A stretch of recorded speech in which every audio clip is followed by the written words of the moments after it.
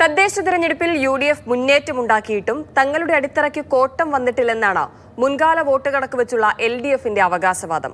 പക്ഷേ അന്തിമ കണക്ക് പുറത്തു വന്നപ്പോൾ വോട്ട് വിഹിതത്തിലും വോട്ട് ശതമാനത്തിലും യുഡിഎഫ് ആധിപത്യം വ്യക്തമാണ്.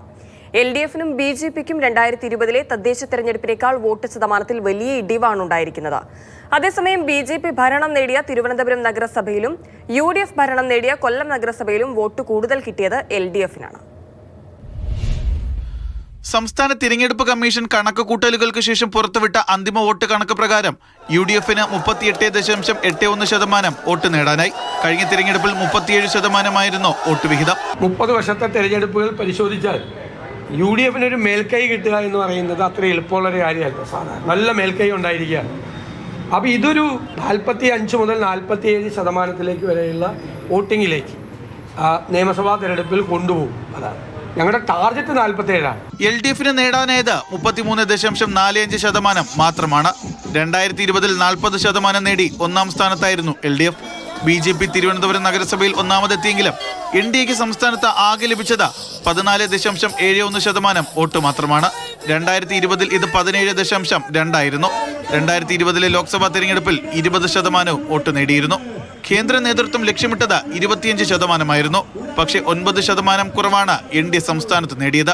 आने वाले लोकल बॉडीज के चुनाव में एनडीए 21,000 स्थानों पर लड़ेगी और 25% वोट के साथ हर बूथ में अपनी प्रेजेंस दर्ज कराए. തിരുവനന്തപുരം നഗരസഭയിൽ ഭരണം നേടിയ ബിജെപിയേക്കാൾ വോട്ട് ശതമാനവും എൽഡിഎഫിനാണ്. നിയമസഭാ തിരഞ്ഞെടുപ്പിൽ എൽഡിഎഫിന് ആത്മവിശ്വാസം പകരുന്നതാണ് ഈ കണക്ക്. ബിജെപിക്കാകട്ടെ ആശങ്കപ്പെടുത്തുന്നതും. യുഡിഎഫ് 26% വോട്ട് നേടി വളരെ പിന്നിലാണ്. നമുക്ക് 500 വോട്ട് കുറവ് തന്നെ. പക്ഷേ ആ കുറവ് ഉൾപ്പെടെയുള്ള മണ്ഡലങ്ങളെ ശരിയായ രീതിയിൽ പരിശോധിച്ചാൽ അടുത്ത തെരഞ്ഞെടുപ്പിൽ ഭൂരിപക്ഷം നേടാൻ സാധിക്കുന്ന ഒരു രാഷ്ട്രീയ അടിത്തറ വ്യക്തമാണ് എന്നതാണ് ഞാൻ പറഞ്ഞു വന്നത്. കൊല്ലം നഗരസഭയിലും ഭരണം നേടിയ യുഡിഎഫിനേക്കാൾ വോട്ട് വിഹിതം എൽഡിഎഫിനാണ്. 35.52% യുഡിഎഫിനും 37.67% എൽഡിഎഫും നേടി.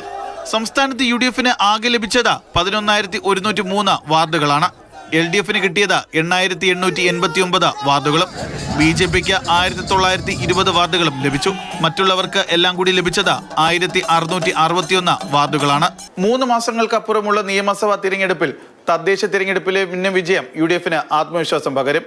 എന്നാൽ തങ്ങളുടെ പാർട്ടി കോട്ടകളിൽ ഇപ്പോഴും ഇടിവുണ്ടായിട്ടില്ല എന്നാണ് കണക്കുകൾ നിരത്തിയുള്ള എൽഡിഎഫിന്റെ അവകാശവാദം. എൻഡിഎയും ഒട്ടും പിന്നിലല്ല. ജിബിൻ ജെബി, മാതൃഭൂമി ന്യൂസ്, തിരുവനന്തപുരം.